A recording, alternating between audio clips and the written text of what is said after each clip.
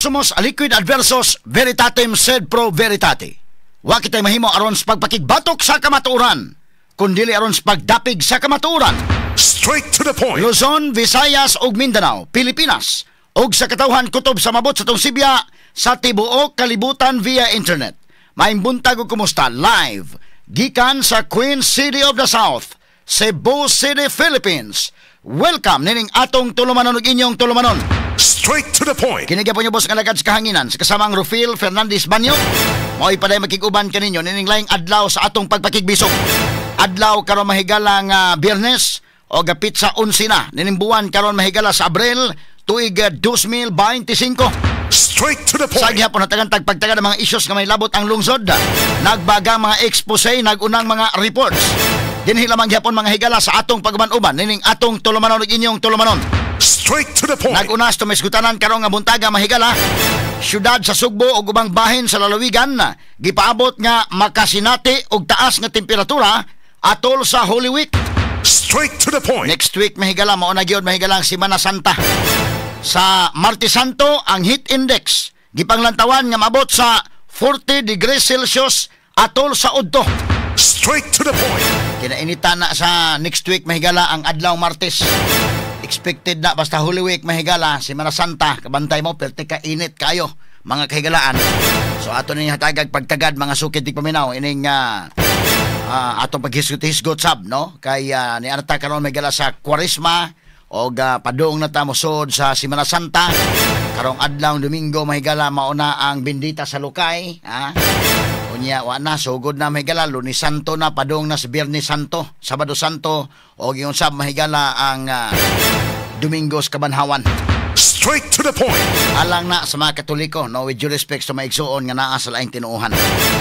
Nya sa pikas bahin mahigala dugang mga balita din sa ato ug mga lugar. Si Kerwin Espinosa, ang self-confessed drug lord, gipusil mga higala kagahapon.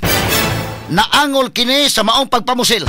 Straight to the point. Nakasurvive kini mahigala og matod pa naana sa luwas nga kahimtang. Straight to the point. Si Kerwin gipusil sa usa ka lalaki nga nagtuo tago didto sa Kisame. Uy, dito mas Kisame di agi ning maong kini ni ang mamumuno mga kaigalaan. Nagtago sa Kisame sa stage samtang nagpaabot sa iyang turno nga mamulong atol sa kampanya sa usa ka barangay didto sa Albuera, Leyte. Straight to the point. Ay nidaga ni pagkamayor sa Albuera, Leyte kini si Kerwin Espinosa. Straight to the point. Pag saka sa stage matod pa didto mahigalagi pusil apan na nakasurvive kini mga suking tigpaminaw. Straight to the point. Pagtagad sa subaduban karon ning atong tulumanon ug inyong tulumanon. Straight to the point. Sa pikas bahin dito sa Kauluhan mahigala padayon nga Senate hearing sa Committee on Foreign Relations. Pinagi ni Senador Amy Marcos mga suking tigpaminaw. Si Justice Secretary Jesus Crispin Remulla ni angkon nga nihatag og clearance alang sa pag-serve sa arrest warrant o ang paglupad ni kanhi Presidente Rodrigo Duterte ngadto sa Daheg sa Netherlands. Straight to the point. Ato ni tagag pagtagad mahigala kay gahapon porbida nahatudtod na tong mga guest dito mga kaigalaan. Maklaro ni mo mahigala nga porbida gatudtod sila mga higala nganong nasakay sa eroplano mga kaigalaan kadto si former President Rodrigo Roa Duterte. Ato ni hatagag pagtagad ron mga higala kay medyo matsapsoy maguning katarungan na mga kaigalaan nga moingon nga wa may jurisdiction ang ICC mo angkon mga Philippine government nga may jurisdiction ang ICC. So may cooperate lang sila dito mga kaigalaan sa matawag nato mga kaigalaang kinini ang Interpol. Nya unsa man na nga ang principal mga higala mauman ang kuan ang ICC bida medyo katanig pagtagad mga kaigalaan unya dunay gipakontempt gahapon sa Senate. Special Envoy on Transnational Crimes Ambassador Marcos Lacanilao apan gibuhian ra pipila ka oras human nagdumili pagpirma si Senate President Francis Chis Escudero sa contempt order alang niini. Straight to the point. Ang lower house og dahil i-contempt nila isog kay mga congressman contempt dito sa Senate mahigala medyo doon na gi-contempt apan nabuhian ra kay di mo pirma si Senador Chis Escudero ngano kaha Straight to the Kini point. kuman pa miskutanan niyo mabati exclusive over DYHP RMN Cebu 612 sa dial sa inyong mga radyo sa 93.9 IFM. Straight to the Ato point. sa dawaton may gilang report karon sa kauban on board sa patrol na isunog sa Kiyot, Dakbayan sa Sugbo. Padayong gisusi karon ang hinungdan. Paminawon taon na ang kumpletong detalye sa report kasama mo sa balita Radyo Man Paul Lauro. DYHP. RMN Report. Radyo Man, Attorney Rupil, ang atong kapumbiruhan padayon karong nagsubay ining niulbong sunog nga ilang gitubag hapon sa hapon mga pasado ni alas 5 sa kahaponon onya ila na yun raise ang first alarm status umanila madawat alas 5:26 nga mausay oras nga naabot yun ang ilang fire truck dito sa fire scene. Mausay pagsaka nila dayon sa first alarm status alas 5:58 nag-fire out na sila. Tutudjud ka mga panimay ang hingpit nga naugaw samtang laing usa aga nakanaan. Aga involved ini matod sa kabumbiruhan residential area inungdan nga i-raise dayon nila ang first alarm status para makadagan dayon ang mga mini engine nga gikan pud sa kabarangayan nga silingan ining location sa sitio Kalubian barangay Kiyot nga diha gyud moigo aga sunog sa atong gihimo pakisusi alas 5:19 jud ang pagsugod sa pagpulbo niini apan nadawat sa kabumbiruhan alas 5:26 na kontrol nila dayon pagka alas 5:40 sa wa pa sila mo deklarar o fire out ila pang gisubay kung anong nasunog kining palimay nga gipuy-an ni Jimmy Ortiga. Wano inaangol atol sa maong sunog. Kasama mo sa RMN Patrol o bali kasama ang JC Sumampo. Ako yung Radyo Man Paul Lauro, DYHP, Tatak RMN.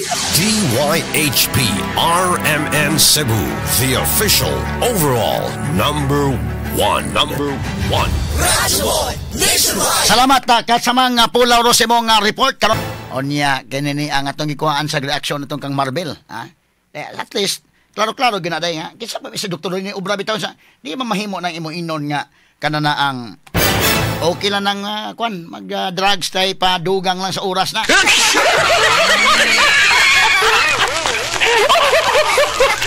Nas lakson may gala isip PNP chief. Sakto kayong gisulti nga manog. Sa pag-ubos anak may galang problema sa drugs kanang problema sa mga drug addicts ug imo na hinuon nang gi-encourage ano mo gamit inday ken. So at least mahigala wa na ta mag di na ta kuan daghan-daghan na ta nga niingon nga kinis Marvel di kini maong imo. Wa na gyud ni mamao PNP chief Romel Marvel. Sialan mang PNP chief mahigala may moingon nga okay man ang padagdag sa oras ng kuno mga sukid tig paminaw. So karon si Governor Gwendolyn Garcia nga mo'y leader may gala sa One Cebu. Bisan man tuod og administration party sila.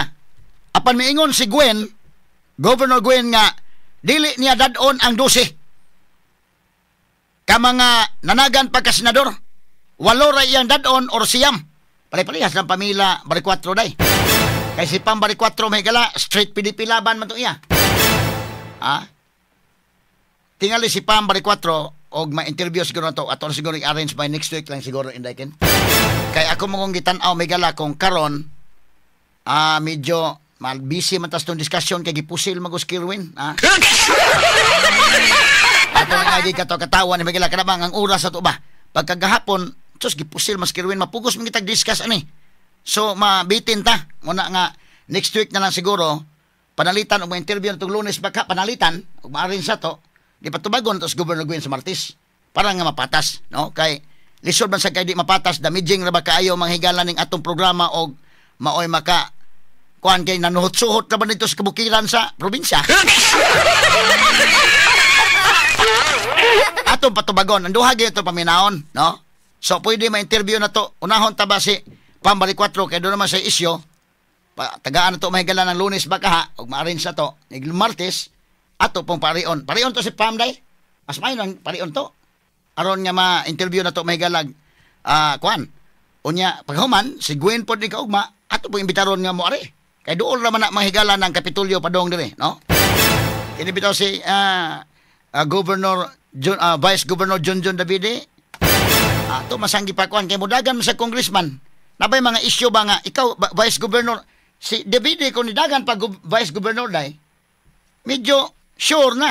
Nganong man congressman man kani ako gipare ngari man si Davide, ako na interview. Pero Davide baya dito sa iyang distrito dai Kinmirag. Kumbati sa dai kuno dito eh. Oh. Si John. Pero kung lagi niyan to incumbent magod. Oh, so mo kana nga basin nato lang siguro i-arrange, no? Kay aligre basad mga higala nga makasayod ta ba nining mga issues sports probinsya. Nya kinitong programa kay nanuhot-suhot man sa probinsya, dili pagpanghambog. Hapit tanang radyos probinsya kining atong sabianan DYHP mo may gipaminaw dakin. Straight to the point. So at least madunggan sa mga kaigsuonan nato og kinsabay atong pilion pagka-gobernador karon nga maabot nga eleksyon. Now, ang alyansa mga higala nabilong na slaksyon din ha, dili sila maka-rally din sa Sugbo. Lahi ba sa ubang mga rally kanadto nga naas BBM? Sa ako na ibaw anday, karon mosakay sila sa rally ni Gwen. Unang stop nila ang Liluan padung nito sa North. Wa na tong ilang rally nga mukuyog sa BBM kay mo naman og di naman makumpleto sila nga 12. Doon ay uban manguyog ang uban di naman. Mo na nga mausab na ang chant ni Kwan.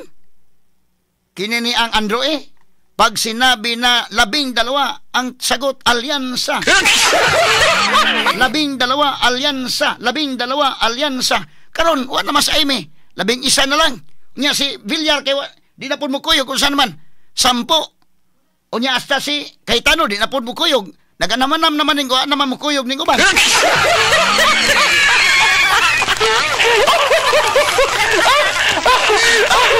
Mausab na gyud ang chant ni Andrew ini. Mausab na gyud. Lagi tala ni katawa may galamonang ang mga nanagan pagka senador iyahay pog kamas na lang sad. Kabantay mo? Iyahay kamas mahigala, ha? Ato ning ipadayon rong taod mga sukit tigpamiyon tong diskusyon. Pero dili pa to si padangat ang atong RMN 558 Manila nga mosunod na karon dayon, mosunod sa mahigala ang atong mga hisgutanan labot sa Senate inquiry kagahapon. Kay bida daghan ng mga kuan gahapon mga revelation sa gihapon mga higala. Onya si Kerwin Espinosa to sang hisgutan og uban pa mahigala dinhi sa atong pag-uban-uban ning atong tulumanon ug inyong tulumanon. Straight to the point.